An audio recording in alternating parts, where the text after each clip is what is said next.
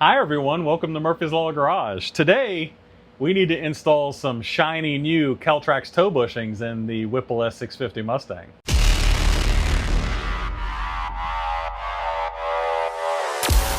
Luckily for you, I've already done the other side and I can show you the difference.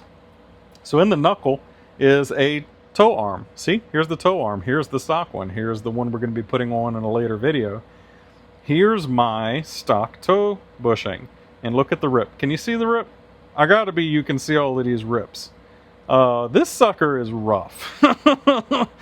My car is a little violent, and it tends to do naughty things to bushings sometimes.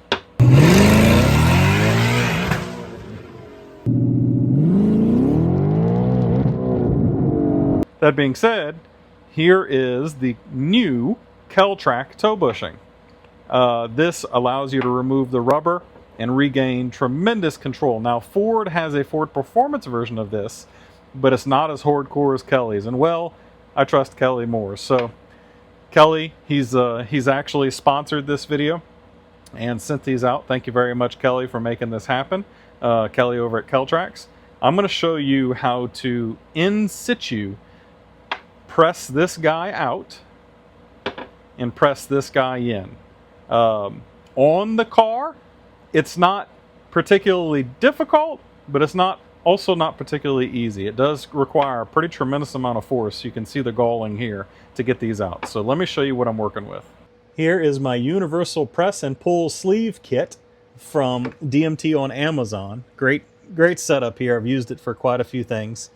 And I've got some very specific cups here that I've picked out that fit both over the bushing and on the bushing itself to push it out.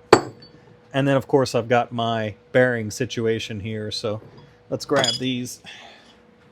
Come up to the counter.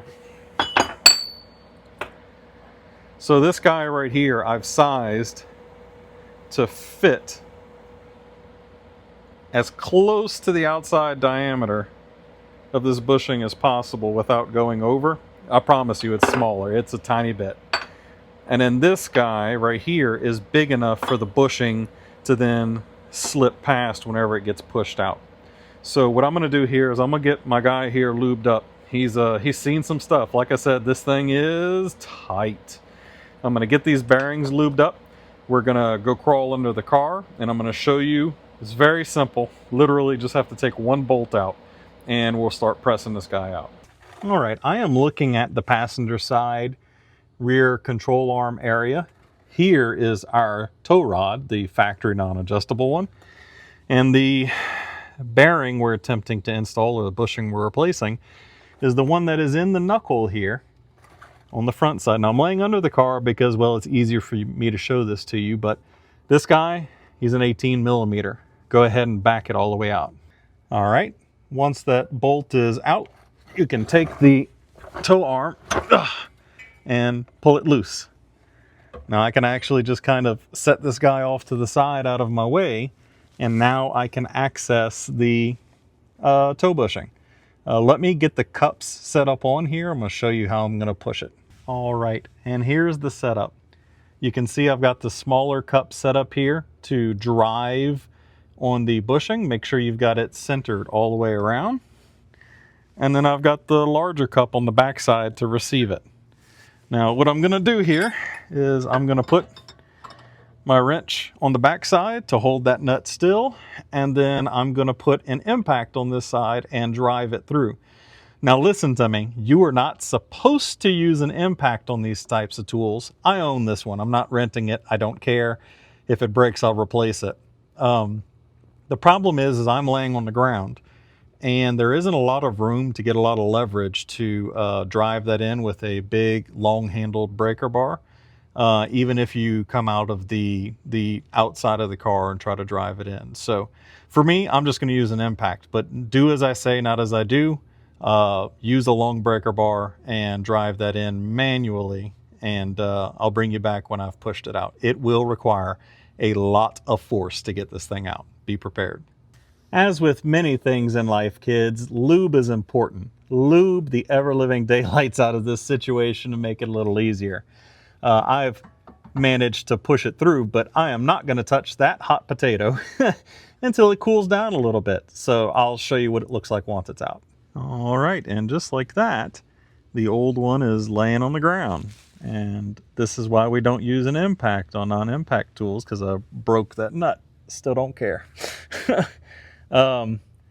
Next thing we're going to do is I'm going to make sure there's no burrs in here. This is all cleaned up. I'm going to put a little bit of lube in here, just your favorite oil. And then going from the front to the back, same direction we pushed the other one out, we're going to push the new bearing in. See that flange on it? We're going to push this guy in until it bottoms out against the control arm. All right, and it's the same cups going back the other way. All set up, all lubed, and yes, I'm still using the broken bearing nut. We're gonna just finish it off. You're gonna keep driving this in until this lip has fully seated against the control arm. All right, so this one ended up being more stubborn on the way back in. So I've pulled out a ball joint press, and you can see here I've got my cups arranged so that I could push it in. It's got a nice big coarse thread on it. And what I was doing is running the impact and a 7/8 wrench so I could apply pressure while turning it, and the vibration really helped.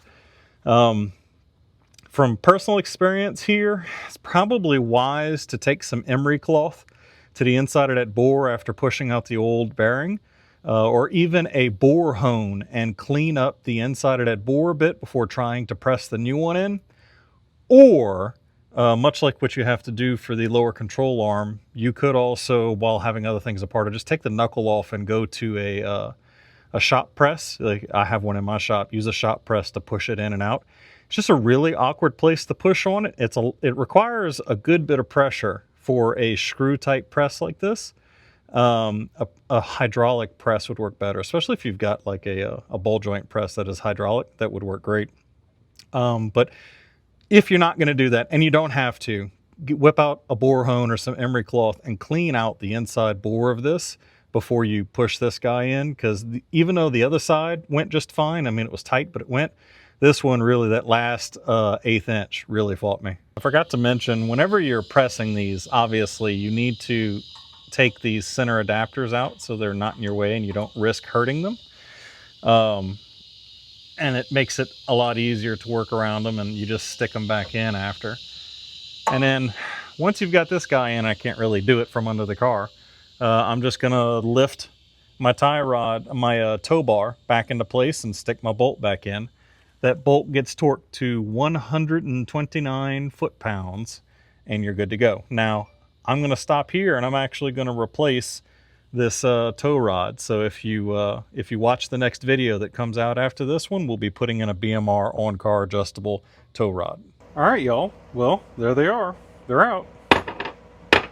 Now, I did talk to Kelly about how tight those went in, and what's going on there is that the control arm, the factory has different tolerances for the hole, the bore that they put in for that bearing.